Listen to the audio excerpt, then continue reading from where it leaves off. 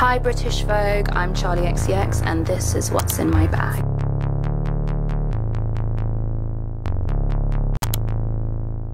Let's talk about what's in my everyday bag.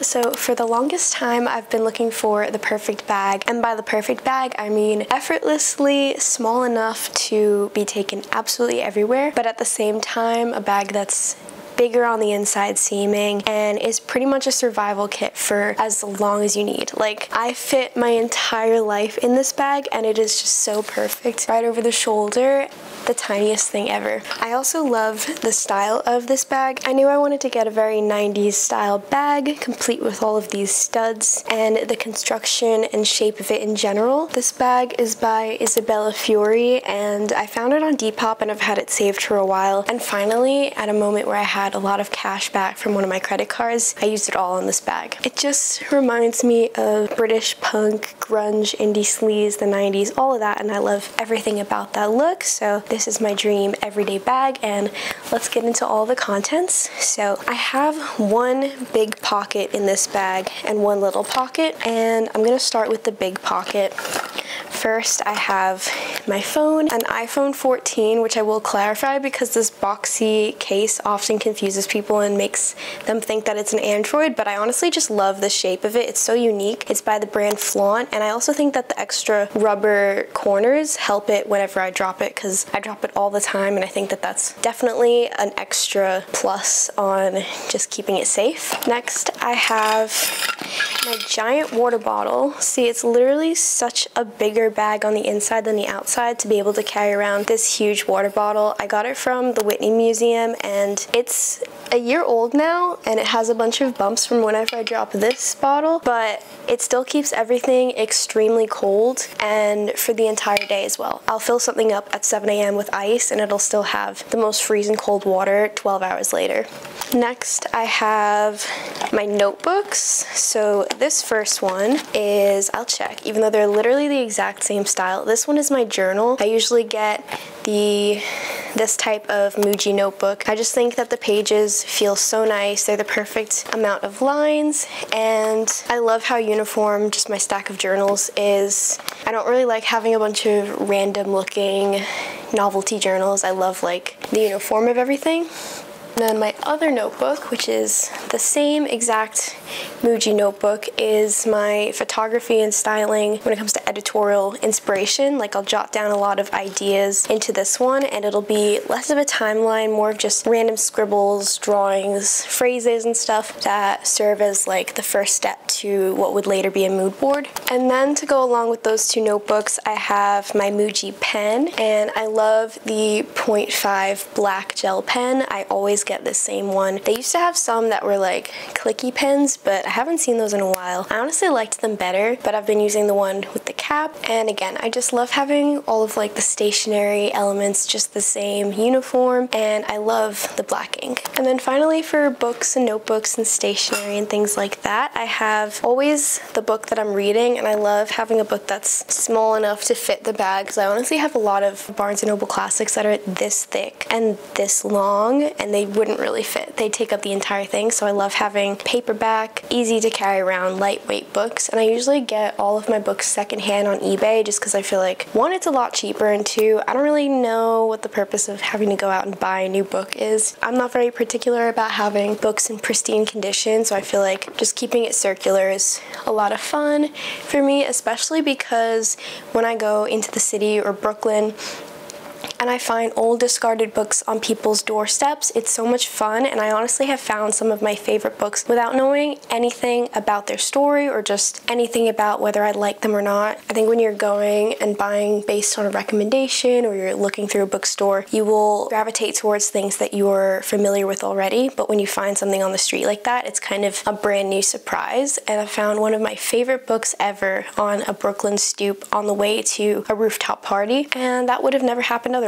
So I'm currently reading American Psycho, and I like it a lot. I'm halfway through, so I'm kind of on the cusp of where everything gets a little bit more scary and intense and graphic, but so far it's been really funny. I love the satire of it. It honestly follows the exact same tone of the movie, a little bit more than I realized it would, just because the perspectives I figured would be different if a guy was writing the book and a woman was doing the movie. I figured it would lean more into the satire in the movie, but I get the same tone from this, plus I love all of the extra details. Every single page of this book is also like a fashion or beauty ad as well, because the entire kind of tone of it, where all of these guys in the finance business are very precious about their presentation and looks and being like the most perfect dressed and presentable person in their field. Like, there's a lot of image focused moments, and it's really funny just because I've started highlighting them just to see how many times they'll mention a designer brand just for the hell of it.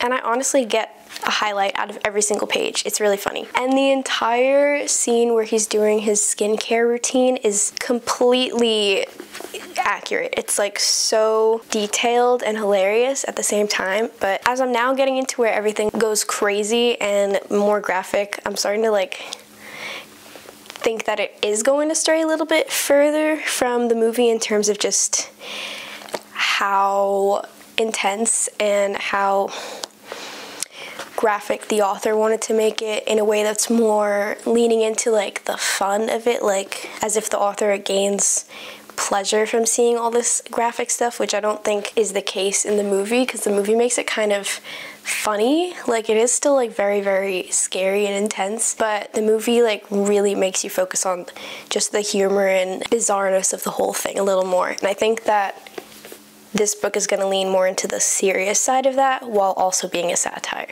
Next, I have these little ballet flats because they fold up and they make the perfect shoes in an emergency when the pair of shoes I've already brought with me are just super uncomfortable, unwalkable at a certain point. And this has always been something that I've wanted to put into my bag as an essential because of how just easy it is to fold up these little ballet flats. Very, very useful, because I've found myself in situations where if I'm wearing a very uncomfortable pair of shoes, I'll just want to go home very early because, I don't know, I'm like in so much pain, but this is an essential. Highly recommend. At the moment, I've been keeping this CeraVe sunscreen in my bag. And I say at the moment because I kind of got it for the summer, but I think I have to start incorporating it year round because it is just meant to be an SPF morning lotion, just because your skin barrier always needs to be protected. Even if it's the middle of winter, the sun is still right there doing the same kind of damage. And I always use CeraVe skincare products, so having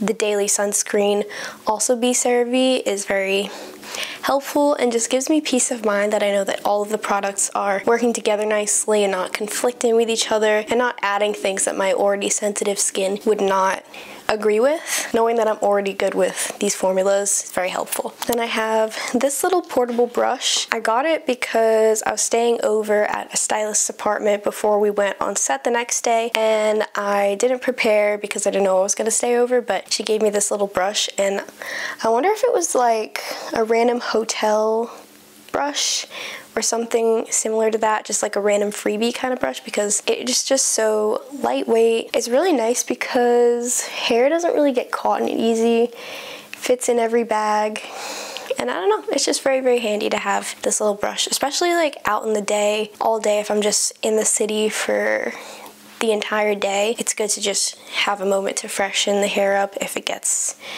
I don't know, just stringy and not freshly brushed. So I love having this with me. I'm gonna bring out a pile of cords that are probably tangled? No, not tangled. Okay, so I have my phone charger, and I always use the Apple ones just because the last time I used a third-party one was when I bought one at an FIT, my school, vending machine, and it shorted out my old phone and I had to buy a new one in emergency.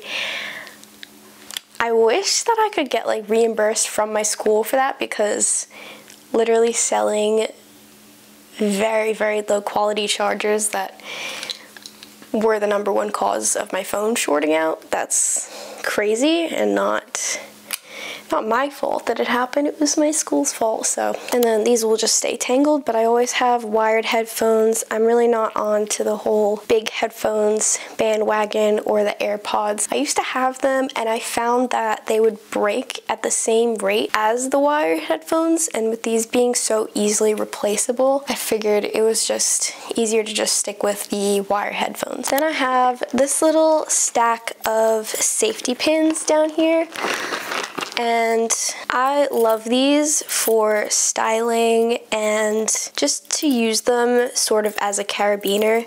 The story behind it is that I was walking in the city with my friends to go to the Met, and one of the rich apartment buildings had a gold one connected to their front gate's little chain to close the gate, and I was obsessed with it because I've seen a couple brands like Racer Worldwide, Aries, Arise, I think, and Jean Paul Gaultier have fashionable big statement safety pins, and I've just always loved it. And these ones I use more like as if they were a carabiner because they're so thick. They're meant for quilting and otherwise like big heavy tailoring, so they will damage small clothes. Like the pin of it is actually so much wider than an actual safety pin, so I would only just hang it off things or put them into like loops and things like that, but they're so much fun. I just have a lot of fun styling a big statement safety pin, and yeah, just having a whole bunch in my bag is always fun because I never know when the inspiration is going to strike for me to put like a little keychain, dangle, some kind of thing to my outfit. With accessories, I kind of like my hardest thing to really work out prior to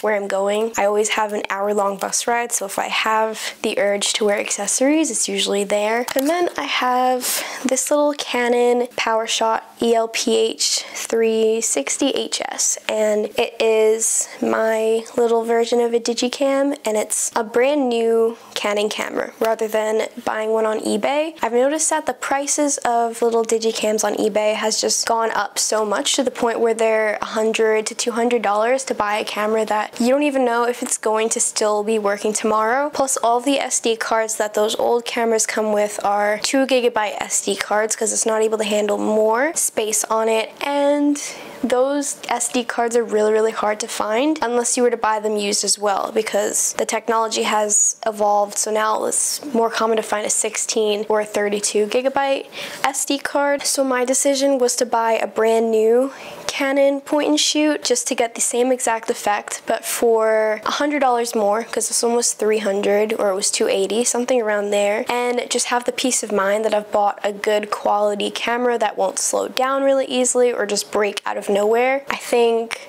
investing just $100 or $200 more in one that will definitely work forever is a better idea. I did wait like 3 months for it to arrive because it's very in demand and on back order, but I recommend it. It's so worth the wait because I use this for all of my photos. It's the perfect camera for taking photos of everyday life in a way that everything looks really fun and beautiful and nostalgic, as well as just photos of my outfits. I really don't love taking photos of my outfits on my phone because with the photography sort of mindset that I have, I like when things feel like they're in a moment or a world of their own, and an iPhone photo just feels super like casual, yes, and so is this. This is also very casual, but in a way that just feels very bland, and I love being able to create a story in the most simplest form, and this is what does it for me. Then I have this little hand sanitizer. It is by Bath & Body Works, and the flavor of it is Diamond of the Season. It's a collaboration with Bridgerton, and I honestly stumbled across this because I was walking from my school to my bus stop at the end of the day, and I smelled this like amazing fruity, like great smell in the air. And usually like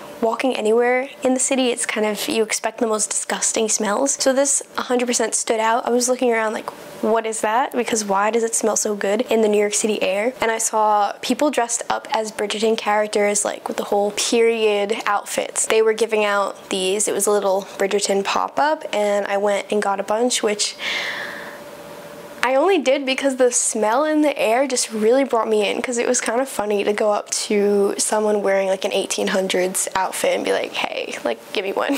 But it was nice. Now I'm gonna go into my little side pocket that I keep things that are easier to lose in this bag. I would love to eventually organize my bag into little pouches categorized by what the items are and what items relate to each other, because I find that that's so much easier to keep things organized instead of just being like... But for now, the little side pocket is doing the trick. So these two cases are ridiculous. This is my birth control case, which honestly, this is literally just skincare for me because I don't have a use for that unless I'm in a relationship. And I don't want to like always have to shift my body into like different patterns with my hormones every time I get in and out of a relationship. So I just figured it's easier to just stay. And it's been one of the best things for my skin.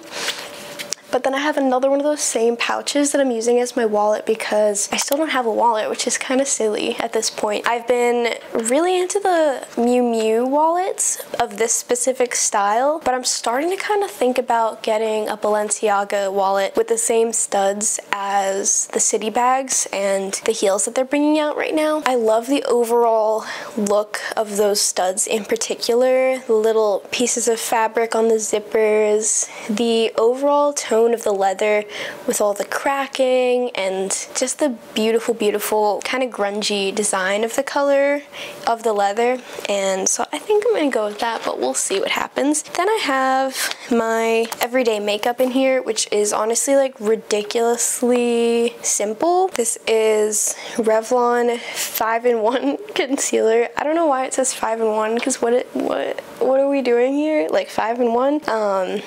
It's the Color Stay Skin Awaken. It has vitamin C and caffeine in it.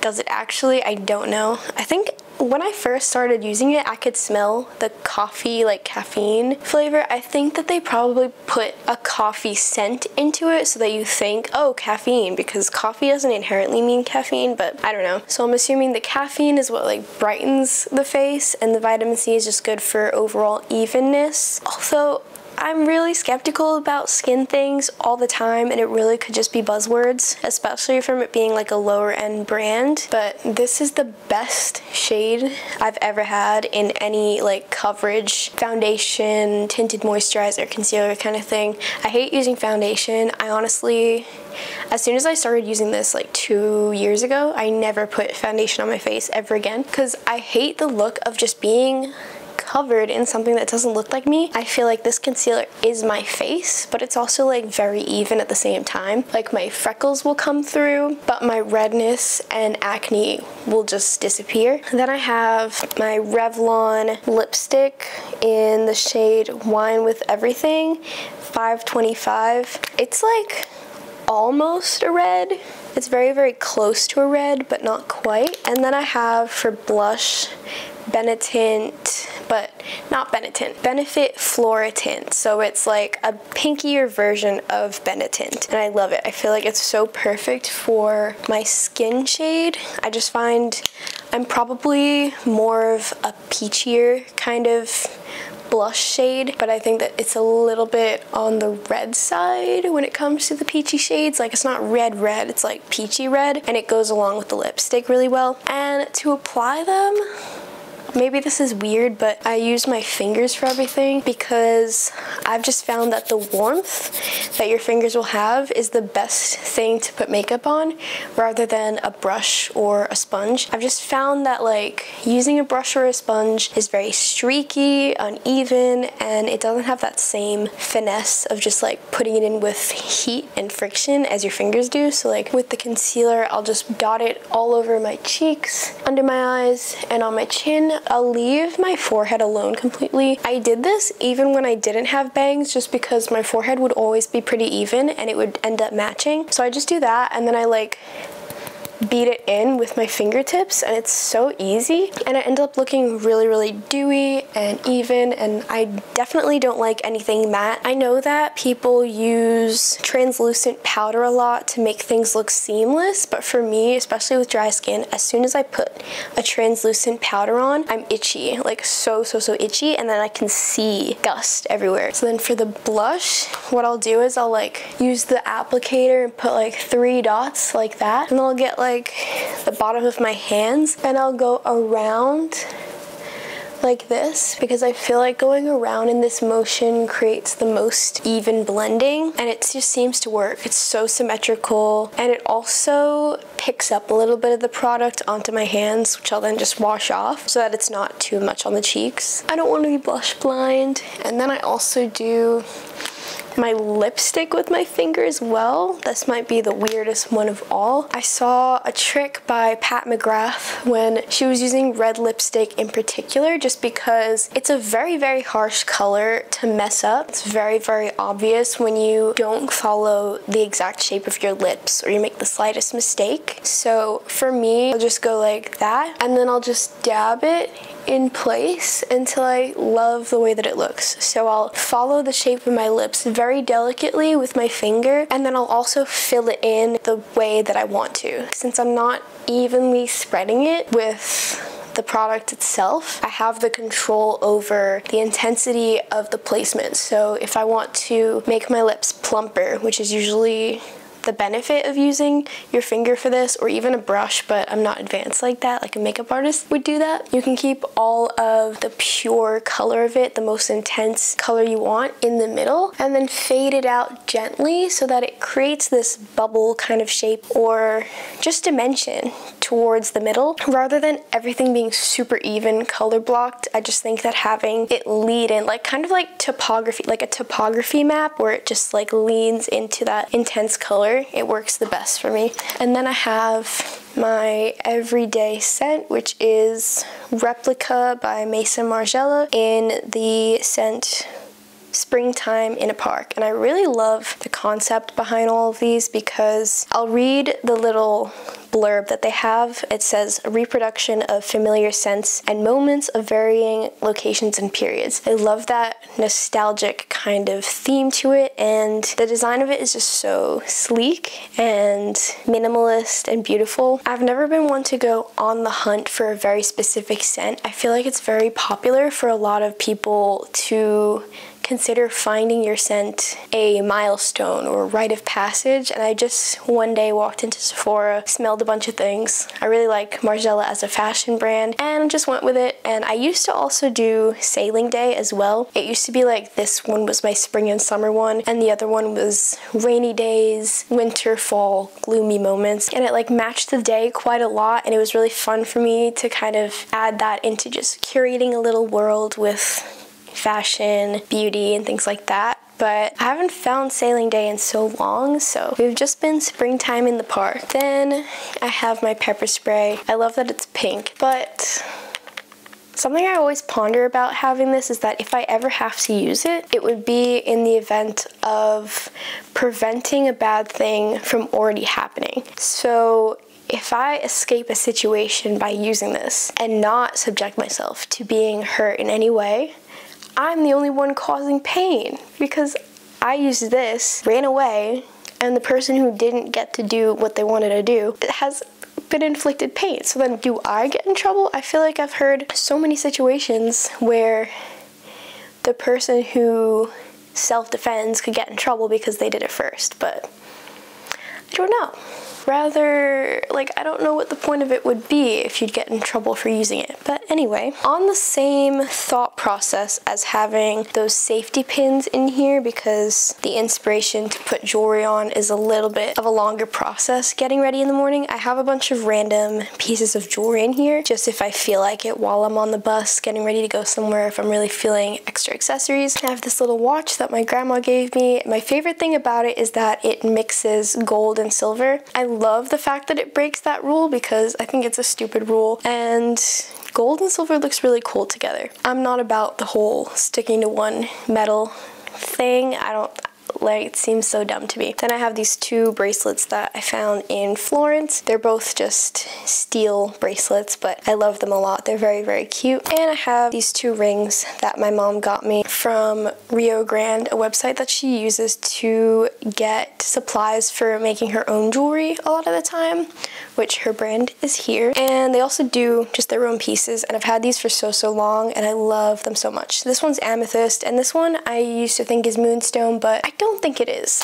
The final thing that's in here is the most random thing, which is a 20-cent euro. Finally, I wanted to show how this bag can also be so easily converted into my camera bag, my most portable setup with camera and flash. This is the bag that contains my Profoto A2, which is my go-to for on-location photography because it's literally just the mini version of a full-on studio light, like a B10 or B10X. The best on-location studio flash. I think I am in the market for a B10 because while this is so good and you can create a magazine quality photo shoot with this tiny thing that is the shape of like a Coca-Cola can, I think I want to upgrade and just have more control over light, being softer or harsher. And my one pet peeve actually is that this being so small, even with a modifier like a softbox or an umbrella, it misses the model's feet all the time, and I just hate having like an uneven skin tone on their ankles and just having to like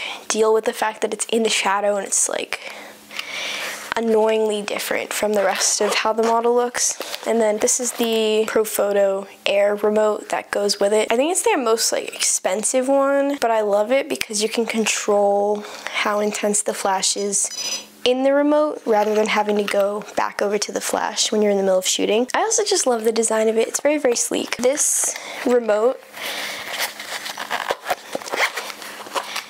and this flash fits perfectly inside of here, along with the camera that I'm using right there. And with all of those pieces in there, it's just perfect. It's literally the tiniest, most inconspicuous camera bag ever. I love it so much. That's just about everything about this tiny little bag. I hope you enjoyed, and if you want to see more of my photography, styling, or outfits, you can follow my Instagram and my TikTok, and I'll see you next time.